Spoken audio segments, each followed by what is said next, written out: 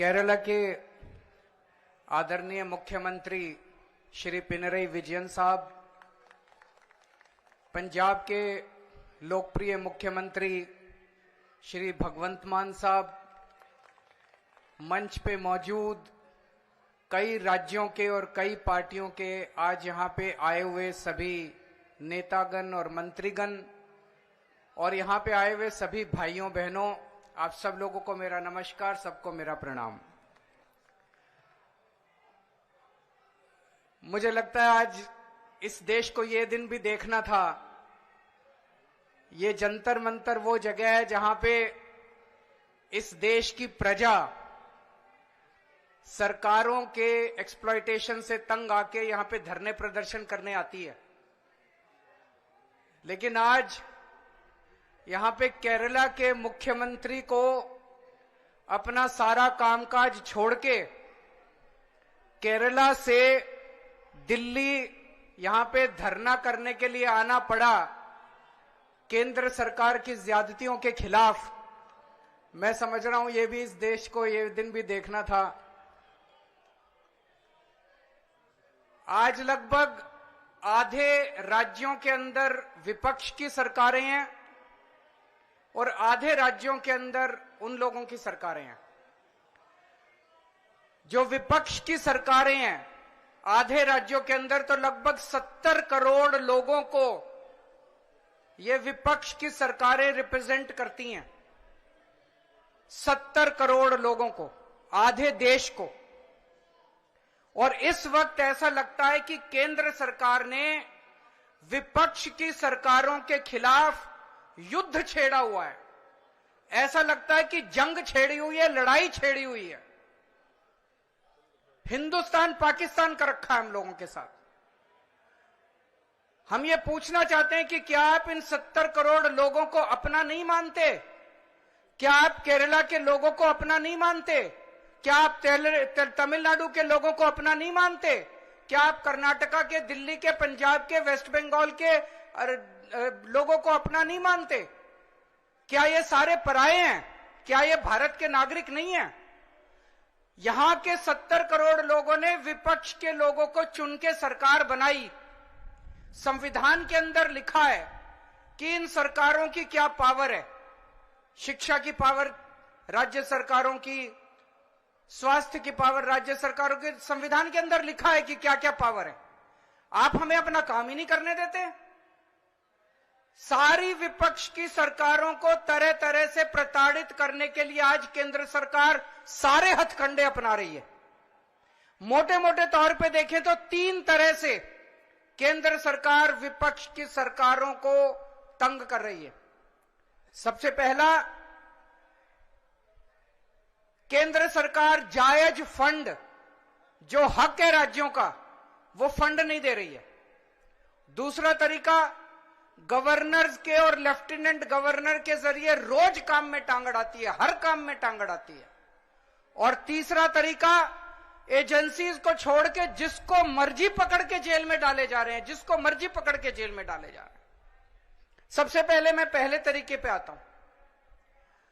यहां पे पिनरई विजयन साहब बैठे हैं, पंजाब के मुख्यमंत्री बैठे हैं, मैं दिल्ली का मुख्यमंत्री और कई सारे राज्यों के मंत्रीगण आए हुए हैं।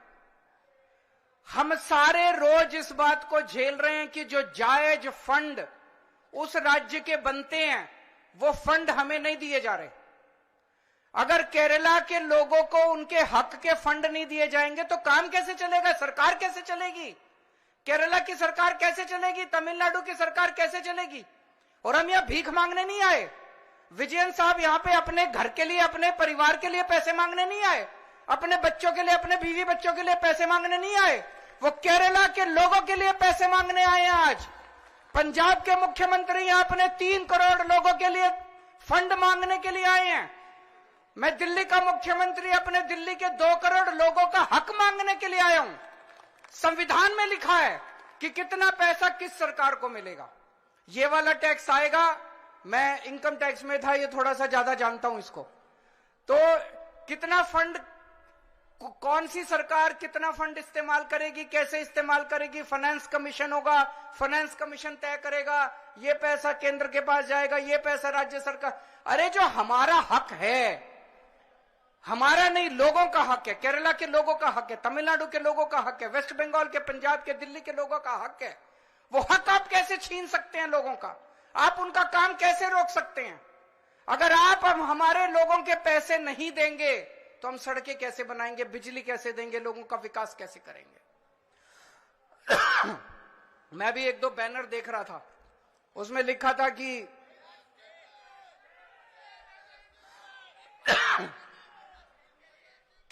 केरला के 8400 करोड़ रुपए रोके हुए हैं। और मान साहब से मैं थोड़े दिन पहले बात कर रहा था, पंजाब के भी 8000 करोड़ से ज्यादा फंड रोके हुए हैं। अब एक एक फंड, अभी पंजाब सरकार थोड़े दिन पहले सुप्रीम कोर्ट में गई कि हमारा पैसा रिलीज नहीं कर रहे, आरडीएफ का पैसा, आरडीएफ लगभग 4-5 हजार करोड़ बनता है, 5500 करोड़ रुपया आरडीएफ का, रूरल डेवलपमेंट फंड का पैसा इस्तेमाल रिलीज नहीं कर रहे। केरल भी गया, सुप्रीम कोर्ट की हेयरिंग अब अगले हफ्ते फिक्स हुई है और तुरंत केंद्र सरकार से फोन आ गया, आइए बैठ के बात करते हैं। तो हम छोटी छोटी बातों के लिए सुप्रीम कोर्ट जाएंगे क्या? ये क्या बदतमीजी है? आप अपना काम क्यों नहीं करते? हम हर चीज के लिए सुप्रीम कोर्ट के पास और भी तो बहुत काम है। सुप्रीम कोर्ट भरा हुआ है केसेस से, जनता के केसेस से। हम अपने फंड लेने के लिए भी, हमें फंड लेने के लिए जंतर मंतर पे आके बैठना पड़ेगा। आप लोगों को जान के ताज्जुब होगा, दिल्ली के लोग मिलके साल में 2 लाख करोड़ रुपए का इनकम टैक्स देते हैं, 2 लाख करोड़। और उस 2 लाख करोड़ में से बदले में दिल्ली के लिए हमें कितना पैसा मिलता है, गेस कर सकते हैं आप लोग? 2 लाख करोड़ रुपए हम केंद्र सरकार को देते हैं दिल्ली के लोग मिलके इनकम टैक्स में, और उस 2 लाख करोड़ में से दिल्ली के लोगों को एक साल में 325 करोड़ रुपए मिलते हैं। इतना तो अंग्रेजों ने भी नहीं लूटा होगा 100 साल में जितना ये लोग लूट रहे हैं। ये तो हद हो गई है। तो कपिल सिब्बल साहब का स्वागत है।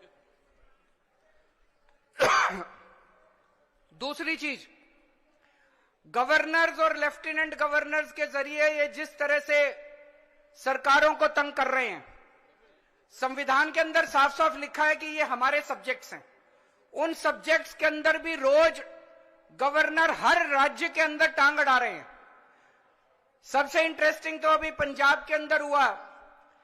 पिछले साल पंजाब सरकार ने बजट सेशन, अपनी असेंबली का बजट सेशन कॉल करने के लिए गवर्नर के पास फाइल भेजी। गवर्नर ने बजट सेशन करने की परमिशन नहीं दी। सोचिए, एक चुनी हुई सरकार, फुल स्टेट, उसका मुख्यमंत्री, उसकी कैबिनेट प्रस्ताव पारित करके कहती है कि हम फलानी तारीख से बजट सेशन बुलाएंगे और उसमें राज्य का अगले साल का बजट पास करेंगे। गवर्नर ने बजट सेशन की भी परमिशन नहीं दी। अल्टीमेटली सुप्रीम कोर्ट जाना पड़ा। सुप्रीम कोर्ट ने गवर्नर को खूब लताड़ा। लेकिन प्रॉब्लम यह है कि इनको लताड़ का, गाली गलौज का, इनको सुप्रीम कोर्ट रोज लताड़ता है इन लोगों को, इनको कोई फर्क ही नहीं पड़ता। तो इस तरह से दिल्ली के अंदर तो आप सब लोग देख ही रहे हैं कि हर काम के अंदर किस तरह से लेफ्टिनेंट गवर्नर हर काम के अंदर, छोटे से छोटे काम के अंदर टांग अड़ा रहे हैं। और तीसरा तरीका है ईडी। यह अब इनका एक नया हथियार आ गया, ईडी। अभी तक इस देश के अंदर यह कानून होता था कि अगर आपने कोई क्राइम किया तो उसकी जांच होती थी, फिर उसमें मुकदमा चलता था। मुकदमे में तय होता था कि कौन कौन दोषी है, कौन कौन निर्दोष है। जो दोषी है उसको सजा मिलती थी, वो जेल जाता था। मुकदमे के बाद, मुकदमा खत्म होने के बाद आदमी जेल जाता था जिसको दोषी माना जाता था। अब ये अब तय कर लेते हैं कि इसको जेल भेजना है, तो उसको पकड़ लेते हैं, उसको जेल में डाल देते हैं। फिर सोचते हैं अब इस पे क्या मुकदमा करें, इस पे क्या केस बनाएं। फिर ये केस बनाते हैं और केस बनाने के बाद फिर वो तब तक जेल में रहता है जब तक कि मुकदमा पूरा ना हो जाए और वो निर्दोष साबित ना हो जाए। हमारे देश के अंदर 15-15 साल लग जाते हैं मुकदमे पूरे होने में। तो 15-15 साल किसी को भी पकड़ के जेल, यह भी पीएमएलए जो कानून लेके आए उसमें ही लिखा है कि जब तक उस आदमी को, किसी को भी पकड़ के जेल में डाल दो और जब तक उस आदमी का मुकदमा पूरा नहीं हो जाता, वो निर्दोष साबित नहीं हो जाता, तब तक वो जेल से बाहर नहीं आएगा। ये तो बहुत खतरनाक है।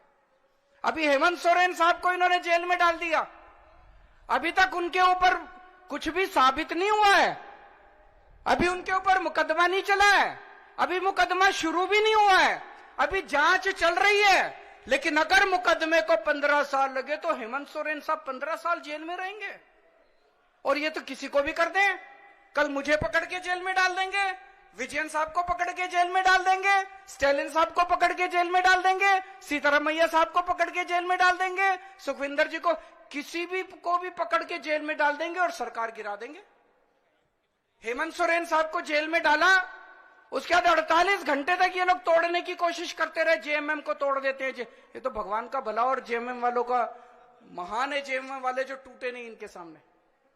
तो ये अब ये किसी भी को भी पकड़ के जेल में डाल देंगे, उसकी सरकार तोड़ देंगे और फिर अपनी सरकार बना लेंगे। ये क्या चल रहा है इस देश के अंदर? कह रहे हैं केजरीवाल भ्रष्ट है। मैं पूछना चाहता हूं, मैंने दिल्ली में बिजली फ्री कर दी दिल्ली के अंदर, मध्य प्रदेश में, गुजरात में, उत्तर प्रदेश में सबसे महंगी बिजली मिल रही है देश में। तो बिजली फ्री करने वाला चोर है कि बिजली महंगी करने वाला चोर है? दिल्ली में मैंने सबका इलाज मुफ्त कर दिया, चाहे गरीब हो चाहे अमीर हो, सरकारी अस्पताल में चले जाओ, सबका दवा दारू सब फ्री। मध्य प्रदेश में, गुजरात में, उत्तर प्रदेश में चले जाओ, इतना महंगा इलाज, सरकारी अस्पतालों का बेड़ा गर्क कर दिया इन लोगों को। मैं पूछ रहा हूं, लोगों का इलाज फ्री करने वाला चोर है कि लोगों का इलाज महंगा करने वाला चोर है? किसी को भी पकड़ के चोर चोर चोर चोर चिल्लाना चालू कर देते हैं लोग। तो दोस्तों, देश का बहुत बुरा हाल है। मैं विजयन साहब को बहुत बहुत बधाई देना चाहता हूं, उन्होंने आज ये अलख जगाई है, सबको इकट्ठा किया है। ये देश केवल हमारा नहीं है, ये देश 140 करोड़ लोगों का है। और आज मैं बीजेपी वालों को कहना भी चाहता हूं, समय का चक्र घूमता है, समय बड़ा बलवान है, अहंकार मत करो। भगवान ना करे कल समय का चक्र जब घूमेगा और तुम इधर होगे और हम उधर होंगे, कहीं ऐसा ना हो कि यही कानून तुमको खाने के लिए दौड़े उसके बाद। जय हिंद।